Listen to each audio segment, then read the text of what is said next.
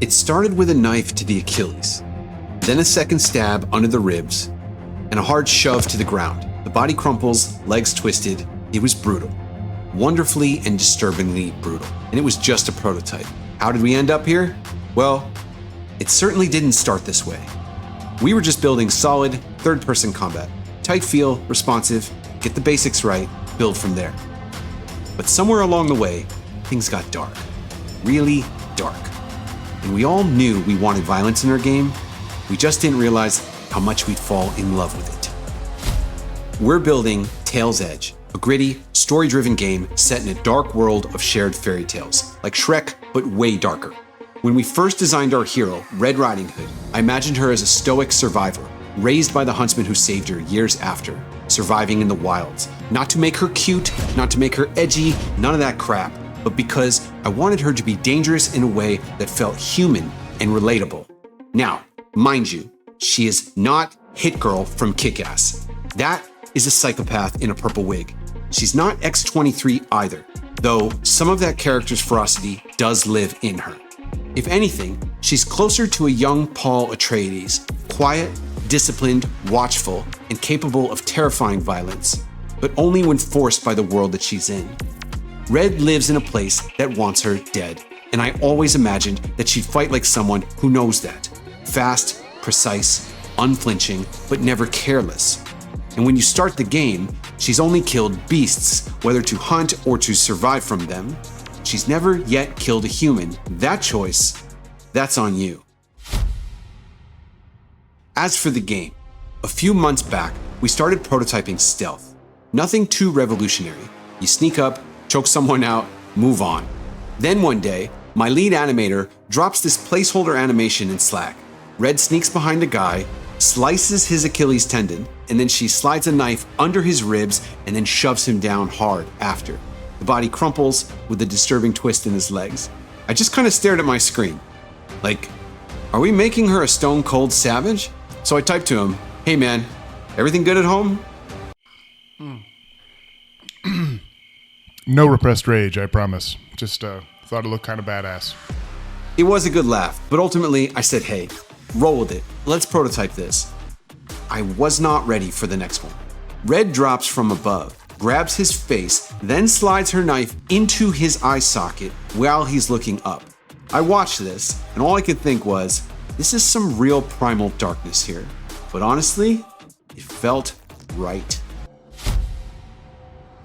Each takedown in the animation has multiple variations where the first second is exactly the same, and then it branches into different versions depending on the player's choice of input. And when we build more, you'll potentially have dozens of different brutal or not so brutal moments that play based on the decisions you make. So let's shift gears to some mechanics. Here's what we're experimenting with now. You tap the button, you get a non-lethal takedown. You hold it, it has the same start, but then Red kills. But that's just on the surface.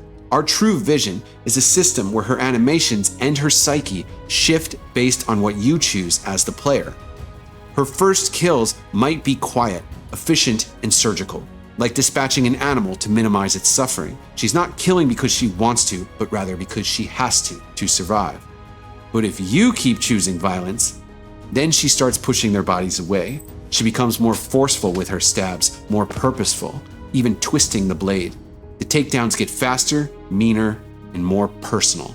Not because you unlocked a new skill tier, but because she changed. And the world we're building around her will respond to who you become. So we all want consequences in games. Play carefully, and Red's companions might respect her restraint. Kill mercilessly, they'll fear what she's becoming. NPCs might call her a monster, or plead for her to stop. And likewise, if you spare your enemies, some may return to help you on your journey, while others may make you regret not killing them when you had the chance. We love the depth that this brings to our gameplay. And yeah, you want to go full Predator? The NPCs in our game will whisper about you in taverns.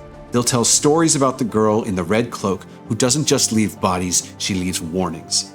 It may put a bounty on your head as well, because power by nature invites its own destruction. I love that.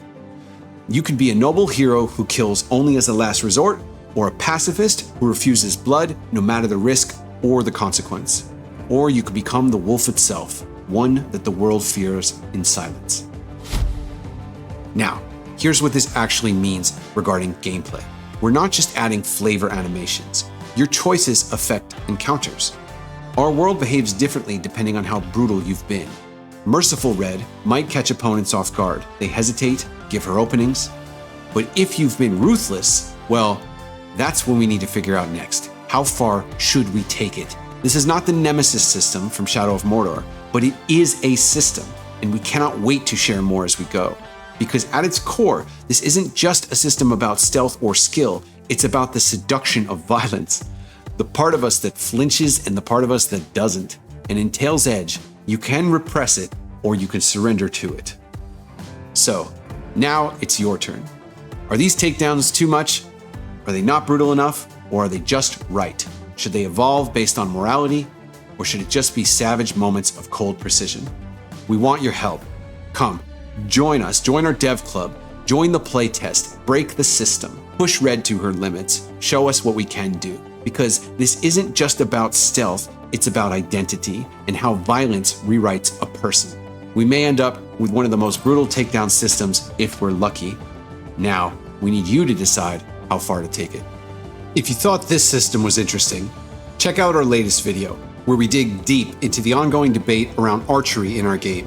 Do we prioritize realism or fun? Also, we just got a Patreon set up for anyone that wants to truly build this game alongside us. Super cool stuff. See you guys in the next one.